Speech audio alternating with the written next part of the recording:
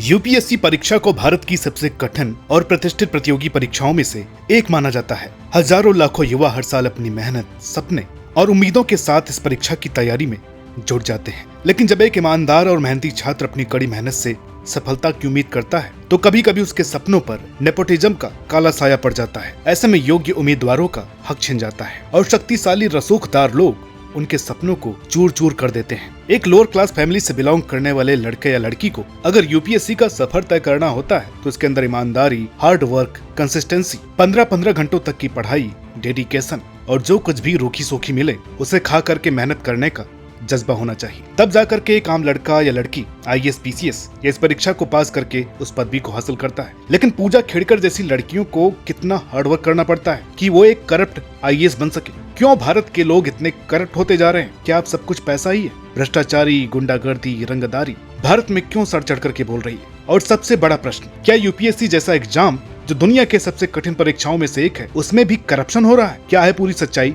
जानेंगे आज की इस वीडियो में। पूजा खेड़कर, ये नाम आपको आजकल सोशल मीडिया पर ट्रेंड करते मिल जाएगा। इनके चर्चित होने के पीछे की वजह है विजय कुंभार, आम आदमी पार्टी के कार्यकर्ता, जिन्होंने ट्विटर पर इनको लेकर के बहुत सारे क्वेश्चन खड़े कर दिए। पूजा खेड़कर ने साल 2021 में यूपीएससी की परीक्षा पास की थी जिसमें उन्होंने 841वीं रैंक हासिल की थी। फिर एलबीएस एनएए में ट्रेनिंग के बाद जून 2024 में उन्हें पुणे कलेक्ट्रेट में ऑफिस मिली। मगर विजय कुंभार की माने तो पूजा की पहली पोस्टिंग भंडारा में थी, लेकिन इन्होंने कुछ उलटफेर करके अपनी पोस्टिंग अपने ही शहर पुणे में करवा दी। हालांकि विजय कुमार ने बताया कि एक आईएएस को उसके शहर की पोस्टिंग उसके अंतिम चरण के ड्यूटी में मिलती है। कहते हैं कि अगर कोई आईएएस किसी भी जिले या फिर शहर में अपनी पोस्टिंग लेता है तो वो उस जिले के लोगों की पूरी किस्मत डिसाइड कर देता है। उस शहर के अंदर की कमियां, चोरी, गुंडागर्दी, डकैती को खत्म करना और भी तमाम काम उसको दिए जाते हैं ताकि वो सारे काम पूरा कर सके। मगर पूजा के लिए ये सारी बातें सिर्फ किताबों में अच्छी लगती हैं। खैर, बात करें पूजा खेड़कर की तो नौकरी में उलटफेर करने के बाद पुणे में जब पूजा खेड़कर की ट्रेनिंग होती है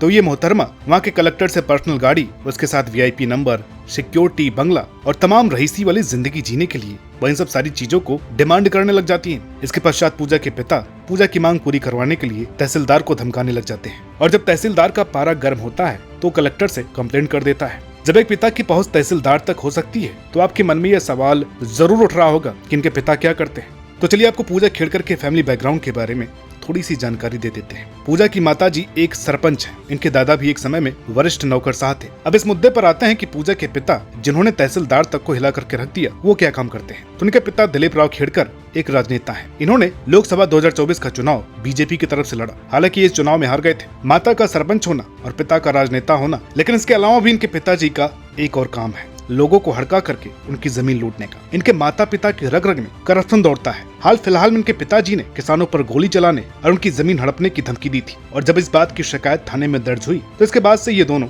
गायब है। खैर, अब चलिए बात करते हैं पूजा की। जब पूजा खेड़कर की शिकायत कलेक्टर तक पहुंचती है और सारी बातें सोशल मीडिया पर आने लगती हैं, तो विजय कुंभार ने इनके ऊपर जांच पड़ताल करनी शुरू की और यूपीएससी की साइट पर जाकर के जब पता लगाया तो एक बेहद हैरान कर देने वाला मामला सामने आया। पूजा ने आईएएस की परीक्षा को पास करने के लिए OBC non familiar certificate use किया, साथ ही साथ मल्टीपल डिसेबिलिटीज का भी सर्टिफिकेट यूज किया। साधारण भाषा में जानते हैं कि इन सब सर्टिफिकेट को यूज करने का क्या मोटिव होता है। इसके पीछे सीधा सा जवाब ये है कि यूपीएससी दिव्यांग और दिमागी तौर पर कुछ प्रॉब्लम और पिछड़े कास्ट के लोगों को कुछ छोड़ देता है, जिसके चलते परीक्षा में आईएएस बनने में थोड़ी सी कठिनाइयां कम हो जाती है। इन सभी रिजर्वेशन का उपयोग पूजा खेड़कर ने बिना किसी मतलब के किया। पूजा खेड़कर के तमाम प्रमाण पत्र में जब ये सारी बातें मीडिया के सामने आई तो एक आईएएस होने के नाते उनके ऊपर फ्रॉड का आरोप लगने लगा और दोबारा से उनकी वेरिफिकेशन होने लगी। लोगों और सरकार के द्वारा इनके सर्टिफिकेट और प्रमाण पत्र की दोबारा से जांच करने की मांग होने लगी। यही नहीं, पूजा खेड़कर ने एक मॉक इंटरव्यू में अपने फैमिली बैकग्राउंड के बारे में भी बहुत सारे झूठ बोले। उन्होंने कहा कि उनकी जो आय है वो शून्य है। उनके पिताजी की जो आय है उसके बारे में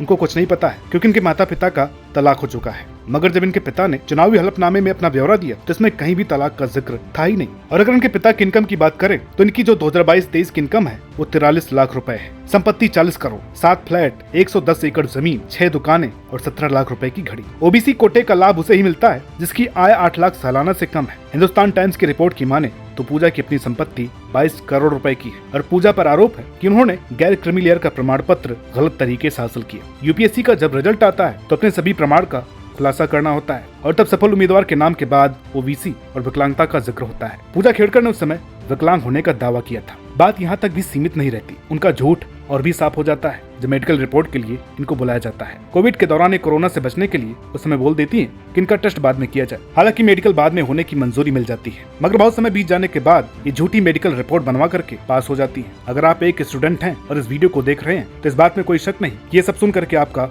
खून खौल रहा होगा। अगर आप एक ईमानदार स्टूडेंट हैं, लेकिन जिस देश में पुलिस के पद को हासिल करने के लिए लोग पैसे दे करके क्वेश्चन पेपर खरीद लेते हैं, नीट जैसे बड़े लेवल के एग्जाम को क्रैक करने के लिए पैसे दिए जा सकते हैं, जिसमें कोई हैरानी की बात नहीं कि यूपीएससी जैसे एग्जाम को भी खरीदा जा सकता है। अब सवाल ये उठता है कि क्या अब तक सिर्फ और सिर्फ एक पूजा ही है जिसने हिंदुस्तान के सबसे टफेस्ट एग्जाम को अपने पैरों के नीचे दबा दिया? तो जवाब सुन लीजिए, ऐसा बिल्कुल भी नहीं। बेशक ये मामला आज उछल रहा हो, मीडिया में लगातार इसके बारे में खबरें छप रही हैं, लेकिन ये पहली बार नहीं है। इससे पहले भी कई आईएएस आईपीएस फर्जीवाड़े के चक्कर में अपनी नाक कटवा चुके हैं। इसमें से एक प्रसिद्ध नाम एक्स आईएएस अभिषेक सिंह का भी है। अगर आप इनके सोशल मीडिया पर इनके इंस्टाग्राम पेज को फॉलो करेंगे तो इनमें देशभक्ति कम रील की भक्ति ज्यादा लगती है। अपनी पावर का इस्तेमाल करके गाड़ियों के काफिले के आगे चलना, रील बना करके इंस्टा पर अपलोड करना, नेम फेम पाना और सनी लियोन के साथ डांस करना, ये इनका शौक है। ये भी आजकल सुर्खियों में है और पूजा के बाद भी इनका काला चिट्ठा लोगों के सामने खुलता नजर आ रहा है और इन पर भी इल्जाम लग रहा है कि क्या एक और आईएएस ऑफिसर डिसेबिलिटी का सर्टिफिकेट दे करके अपना पद हासिल किया है। साल 2015 में अभिषेक सिंह को देश की राजधानी दिल्ली में भेजा गया और 2020 आते आते इसमें और 2 साल की बढ़ोतरी कर दी गई। इसके बाद इनको यूपी भेजा गया, लेकिन मेडिकल इश्यू का बहाना बनाते हुए ये लंबे समय तक ड्यूटी को ज्वाइन नहीं करते हैं। साल 2022 में इन्होंने ड्यूटी ज्वाइन की और इनको गुजरात की चुनावी प्रक्रिया पर देखभाल करने के लिए भेजा गया, लेकिन ये जनाब वहाँ पर जाकर के सोशल मीडिया के सामने रोब झाड़ने लगे। हालांकि बाद में इनको इस प्रक्रिया से भी हटाया गया और इन्हें यूपी भेजा गया, लेकिन आगे चल करके योगी आदित्यनाथ की सरकार ने इन्हें ड्यूटी से ही सस्पेंड कर दिया और बाद में इन्होंने वीआरएस की टिकट ली और 2024 में इसी साल इन्होंने आईएएस ऑफिसर की पदवी से इस्तीफा दे दिया। इसके पीछे का राजनीतिक कारण यह है कि जौनपुर से बीजेपी की टिकट लेकर के राजनीति में आना चाहते थे। हालांकि इनके तेवर देख करके इनको इसमें भी कामयाबी नहीं मिली। इनकी जांच पड़ताल हुई तब पता चला कि इन्होंने यूपीएससी की परीक्षा हैंडीकैप्ड का सर्टिफिकेट बनवा करके यूपीएससी में 94th रैंक हासिल की थी। आईएएस की परीक्षा पास करने के बाद उनकी जिंदगी ऐसे बदलती है मानो ये कभी हैंडीकैप्ड थे ही नहीं, जबकि इनके सर्टिफिकेट में इनके दोनों पैर में प्रॉब्लम होने की बात कही गई थी। अभी तक के कार्यकाल के दौरान इन्होंने सिर्फ सनी लियोनी के साथ इंस्टाग्राम पर रील शेयर किया है। जब इनका केस सामने आया तो बहुत बड़ा क्वेश्चन लोगों के सामने खड़ा हुआ कि क्या ओबीसी ईडब्ल्यूएस पीएच एक जरिया है जिससे आसानी से यूपीएससी क्रैक किया जा सकता है? क्या एक शॉर्टकट रास्ता है? इन सब केसेस का सामने आना और एग्जाम्पल के तौर पर अभिषेक और पूजा का होना ये साफ साफ जाहिर करता है कि ओबीसी ईडब्ल्यूएस और पीएच का इसमें कितना बड़ा रोल है। एक ऐसी भी न्यूज है जिसको सुनने के बाद आपको यूपीएससी के एग्जाम पैटर्न पर हंसी आएगी कि क्या ऐसा भी हो सकता है। आईपीएस ऑफिसर सफर करीम जब चेन्नई के अंदर अपना यूपीएससी में मेंस एग्जाम दे रहे थे तो उन्होंने चीटिंग की, और कोई आम चीटिंग नहीं बल्कि इन्होंने अपनी छाती पर एक माइक्रो कैमरा लगाया हुआ था और अपनी पत्नी से जो हैदराबाद में थी उसे सवालों के जवाब दे रहे थे। अब आप इस बात से अंदाजा लगा सकते हैं कि इस एग्जाम को क्लियर करने के लिए लोग किस हद तक गुजर सकते हैं। एक आंकड़े के हिसाब से देखें तो हर साल 500 से 600 केस आईएएस आईपीएस के खिलाफ दर्ज होते हैं। अब इतना बड़ा नंबर झूठ तो नहीं हो सकता। बहुत साल पहले राजीव दीक्षित ने अपने भाषण में कहा था कि जब अखंड Pratap Singh chief secretary IAS के घर सीबीआई की रेड पड़ी तो उनके यहाँ से लगभग 400 करोड़ रुपए मिले। उसके बाद आईएएस एसोसिएशन ने उन्हें महाभ्रष्ट का खिताब दिया। राजीव जी बताते हैं कि ऐसे एक नहीं बल्कि सैकड़ों आईएएस और आईपीएस हैं और अब तो ये आंकड़ा हजारों की गिनती में पहुंच चुका होगा। बड़े दुख के साथ कहना पड़ता है कि हमारे देश की बागडोर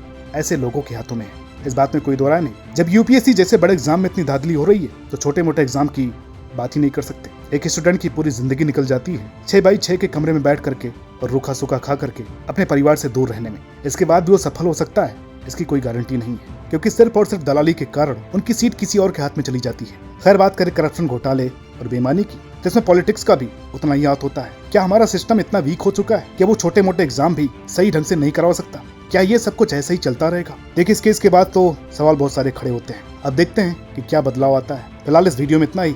अगर आपको वीडियो अच्छी लगी हो तो प्लीज लाइक करें, शेयर करें। चैनल पर नए हैं तो प्लीज सब्सक्राइब करना ना भूलें। मिलते हैं आपसे अगली वीडियो में, तब तक के लिए नमस्कार।